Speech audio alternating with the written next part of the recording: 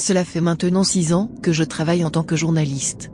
À vrai dire, je n'ai pas vraiment réalisé mon rêve d'enfant, celui de devenir une grande politicienne. Récemment, j'ai songé à reprendre contact avec certains membres de ma famille.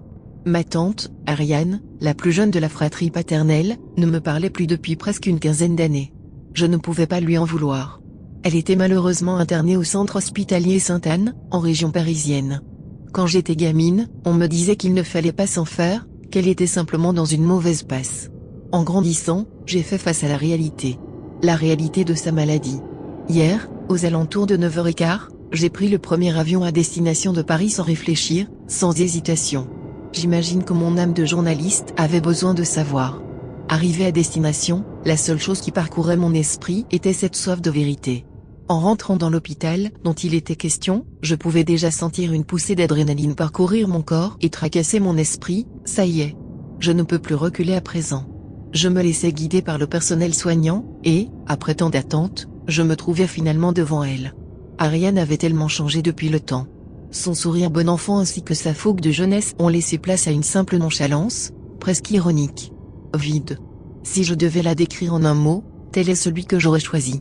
Après quelques courtoisies, je lui ai fait part de mon projet, celui de retracer mon histoire familiale. Réticente à première vue, elle a cependant fini par accepter que j'enregistre son témoignage. Si je vous partage ceci aujourd'hui, c'est parce que j'ai jugé son histoire intrigante. Je ne vais pas vous le cacher, je suis rapidement reparti chez moi après avoir entendu ce qu'elle avait à me dire. Oh, ce n'est pas de la peur, non. Mais plutôt de la répulsion. Ci-dessous, j'ai retranscrit ce que j'ai enregistré avec mon dictaphone. Cela fait combien de temps déjà? Peut-être trop. Tu sais, quand tu m'as demandé par où tout avait commencé pour moi, j'étais assez surprise. Il est temps que je te parle de moi, j'imagine. Comme tu le sais, je suis né dans une famille plutôt stricte. La réussite passait avant tout. Que ce soit ma sœur aînée ou ton père, il y a toujours eu peu de réelles discussions entre frères et sœurs. La différence d'âge a forcément joué. En revanche, je n'avais pas à me plaindre. Mon quotidien se résumait à une montagne de cadeaux, d'amour, comme on dit. Adolescente, j'étais déjà sûre d'être prise dans une grande fac de lettres. Je ne réfléchissais pas vraiment à mon avenir, je me contentais de suivre des chemins déjà tracés. Oh, je n'étais pas peu fière de mon talent. À tel point que j'ai emmagasiné un énorme stress. Même si toutes les portes étaient ouvertes devant moi, je n'arrêtais pas de penser à l'échec. Ce stress me rongeait de l'intérieur.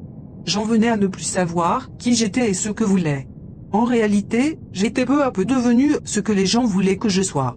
Mes parents surtout. Après mes études et la publication de ma thèse, j'ai coupé les ponts avec mes parents. Les relations toxiques, comme j'ai toujours dit. Entre-temps, j'avais aussi rencontré l'amour. Cet homme était devenu comme une obsession pour moi. Je n'aimais que lui, et personne d'autre. J'avais besoin de lui, et il avait réussi à me tirer de ma dépendance au jeu. Je ne sais pas si cet amour était égoïste. Mais il me comblait. Et puis nous avons eu notre premier enfant. Jeanne. Une jolie fille née sous le mois d'avril. Comment je pouvais ne pas être satisfaite? Elle était le fruit de notre amour, l'aboutissement d'une vie. Crois-moi, à cet instant j'étais la femme la plus heureuse sur terre. Mon mari supportait difficilement l'obsession grandissante que j'avais pour lui et notre fille.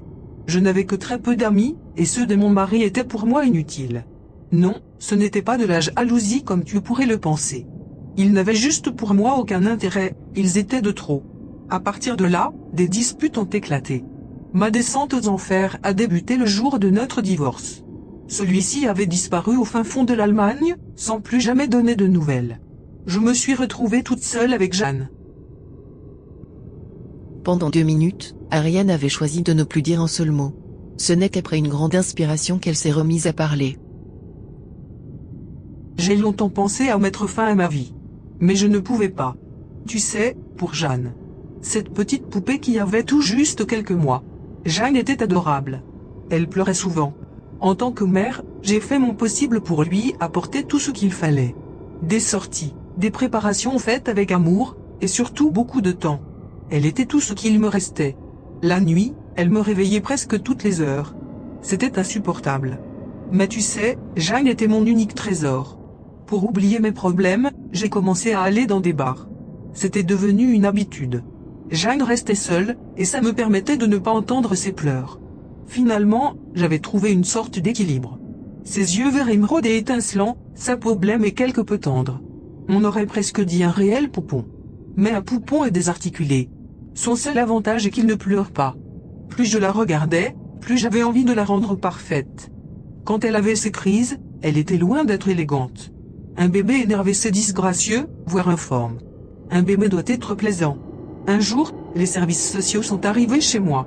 Mes connards de voisins avaient appelé pour les cris intempestifs. Découvrant les bouteilles de whisky chez moi, on a menacé de prendre mon enfant. Tu imagines, toi, qu'on veuille te prendre ton enfant? Ma petite Jeanne adorée. Personne n'avait le droit de me la prendre. Je n'avais plus de boulot, rien ne me convenait. J'avais décidé de prendre soin de Jeanne, c'est tout ce qui m'importait. Il était néanmoins facile de m'énerver contre elle. Ces gloussements qui résonnaient dans ma tête, tout le temps, tout le temps, tout le temps. Pourquoi m'abandonnait-elle ainsi? Mon amour était ce qu'il y avait de plus pur en ce monde s'il est. Et puis, c'est facile de se croire à la hauteur, quand on ne connaît pas le métier de parent. Qu'avais-je fait pour mériter ça? Je me donnais cœur et âme à ce nourrisson. Et en retour j'avais quoi, moi? Elle ne m'aimait pas. Elle ne m'aimait plus. Jeanne. Que t'ai-je fait, Jeanne? Mon bébé. J'ai toujours promis de te donner tout l'amour dont tu avais besoin. Mais basé sur ton front moite. Tu es belle, Jeanne. Quand je voyais les bleus sur son corps fluet et fragile, je ne pouvais m'arrêter de pleurer. Je m'excusais, encore et encore. Il m'arrivait même de me rendre à l'église. Qu'est-ce qui n'allait pas chez moi? Déambulant dans la rue sans but, sans rien à part mon enfant dans mes bras. Je l'observe, je l'admire. Et elle ne me voit pas. Un jour quand je lui faisais prendre son bain, le téléphone s'était mis à sonner. C'était ma mère. Celle qui n'était pas fichue de m'appeler une seule putain de fois depuis que j'avais plongé. J'avais grand besoin d'elle. Alors je lui ai dit de me rendre visite. Chez moi, je n'entendais plus aucun bruit. C'était calme. Quand elle est arrivée, elle m'a prise dans ses bras et s'est mise à pleurer. Elle secouait mon corps lâche tandis que les sirènes retentissaient devant mon immeuble. Tu sais, la seule chose que je veux maintenant c'est qu'on m'amène mon petit ange.